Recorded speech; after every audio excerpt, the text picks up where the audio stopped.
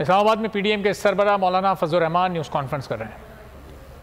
इस्लामाबाद में बैठे हुए और लाहौर में बैठे हुए और बंगलों में बैठे हुए और महफूज माहौल में बैठे हुए उनको ये अंदाज़ा नहीं है कि सूबा खैबर पख्तूनख्वा और बलूचिस्तान के लोग किन हालात में ज़िंदगी गुजार रहे हैं। जिन इलाकों का इंतजाम किया गया है वहाँ तो इंतखाबी माहौल ही नहीं है। मरदमशुमारी हो रही है अभी तक।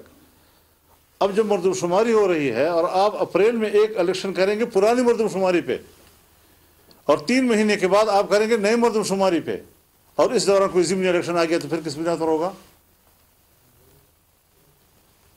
पिछली वाली पे होगा या नई वाली पे होगा? वो नई वाले के लिए हल्का किधर होगा? वो हल्के तब्दील हो चुके होंगे। कुछ समझ में नहीं आ रहा है कि हमारे लोग किस जज्बे से और किस एहसास के साथ सोच रहे हैं। तो ये सारी सूरत हाल हम कैसे बुला सकते हैं? मरदूम